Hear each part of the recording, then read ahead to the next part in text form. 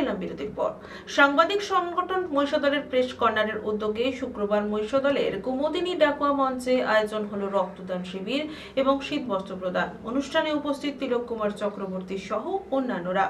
সাংবাদিকদের সংগঠন মহিষাদল প্রেস কর্নারের উদ্যোগে শুক্রবার মহিষাদলের কুমুদিনী ডাকুয়া মঞ্চে রক্তদান শিবির এবং শীত বস্ত্র প্রদানের আয়োজন করা হয়। প্রায় 70 জন রক্তদাতা এই শিবিরে রক্তদান করেন।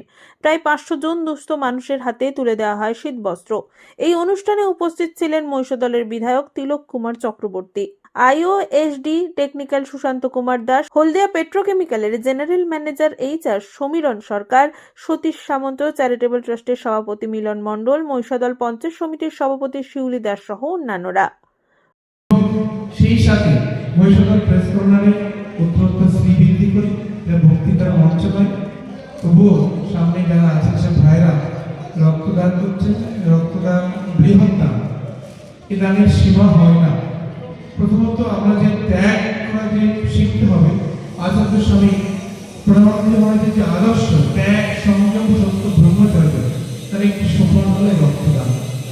আমরা সকলে জানি রক্ত আমরা প্রতি 3 মাস পর পরে রক্ত দিতে পারি।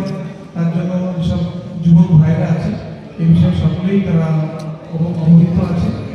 আমরা রক্তদান করব নিয়মিতভাবে। মহিষাদল প্রেস কর্নারে উত্তরোত্তর শ্রীবৃদ্ধি করে এবার বক্তব্য শেষ করছি। একটা সুন্দর অনুষ্ঠান, শীতের সকাল রক্তদান শিবির,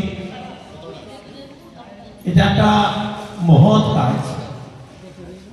তাতে শিবমিশন জেলার অনেক কাজ থাকে, তার মধ্যে থেকে অনেকক্ষণ এসেছিলেন দিদি, তাই আমার দিদি থেকে চলে গেছেন। এছাড়াও আমাদের সভামঞ্চে এক ঝাঁক যত জনপ্রতিনিধি এবং বিশিষ্ট জনেরা উপস্থিত আছেন আমাদের গৌতম মহারাজ মহোদয়, তিনিও উপস্থিত আছেন।